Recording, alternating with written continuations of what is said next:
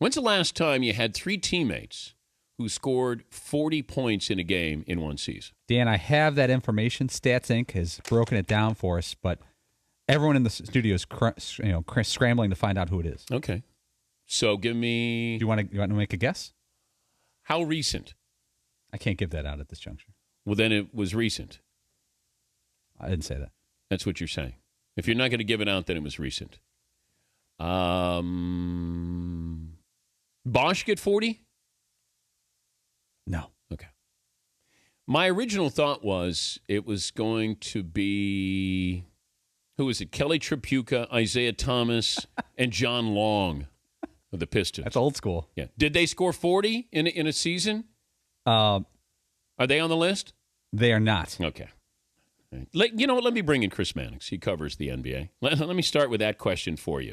What do you think? My best guess would have to include some variation of Jordan, Pippen, somebody, Shaq, Kobe, somebody. As soon as you said it, I started thinking, but that's the only direction I could go. And it's got to be somebody. It's got to be an obscure pick, I think, here. Yeah, you're just stretching with that John Long reference right there. I thought it was pretty good there. I would have guessed that's not it. That's not it. Because I think, and then I thought Bird, McHale, and Parrish. It's going to wind up being, though. It's probably going to be somebody from those Warriors teams in the last 10 years. The teams that just scored 140 points per game but never actually went anywhere. Yeah, Paulie. They are not the last ones to do it, but back in 83-84, John Long, Isaiah Thomas, Kelly Tripucka all had 40 in the same season. So they are one of this group of people, but not the last. Okay, all right. Nice call, though. All right, I was correct. Just not the last ones to do it. So it's recent, Paulie. Yes. Recent. Within the past decade. That's not recent. Can't give it away. All right. All right, we'll work on that.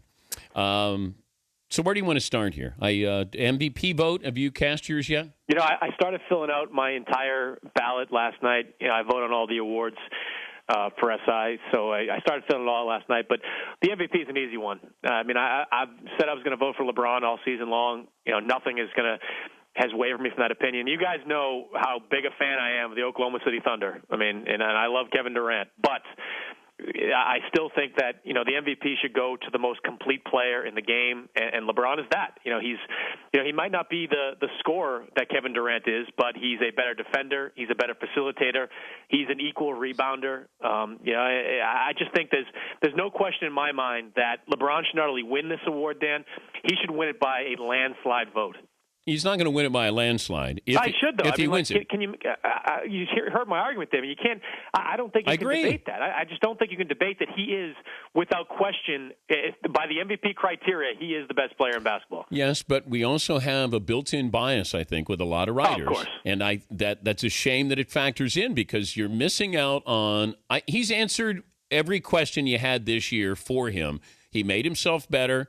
They're better without Dwayne Wade. His numbers are. They're alarming how much better he is, and he seems like he has more fun when Wade's not in there. Now, that doesn't mean you can win a championship without Dwayne Wade in there, but we've seen that with a lot of these players. How are they so successful without Derrick Rose? Well, it starts with their defense. But you've seen it with marquee guys is the point, Chris, that you're looking at LeBron without Wade. They've been successful. Right. Bulls without Derrick Rose, they've been successful.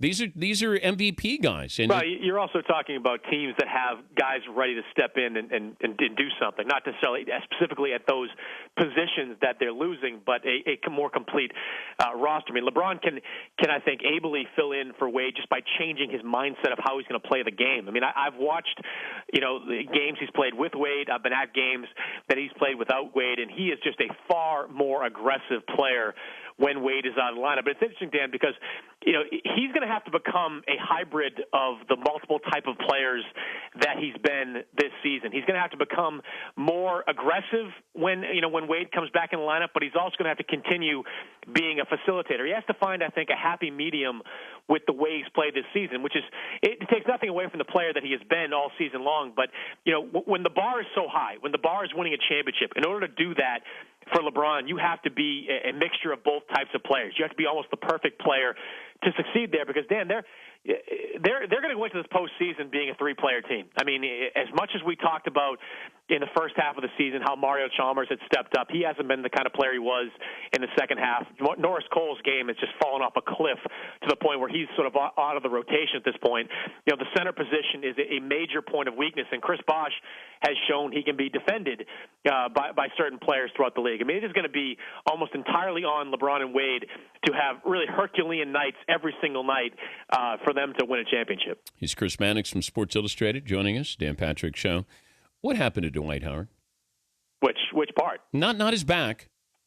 I mean, he went from one of the most liked players in the game, and now the report comes out he doesn't want to play for Stan Van Gundy when he comes back. And whose fault is this? No, this is entirely Dwight Howard's fault. I mean, I don't think there's any question about it. I mean, he has bungled his free agency year in ways that I didn't think were humanly possible. I mean, dating back to the start of the season with the trade demand, to the bungled mess of the trade deadline, to now. I mean, every decision it seems like he's made has been the wrong one. And I think Orlando, the front office, has been complicit in all this. I don't know who it was that told Stan Van Gundy that Dwight was wanting him out, but whoever did that, only contributed to this nonsense. But this is, had Dwight just, kept his head down, kept his mouth shut, said, I'm going to opt out of my contract and we'll see what happens from there, I don't think we'd be at this point. I mean, I think he's well within his rights to opt out of his contract. And I mean, think about it this way.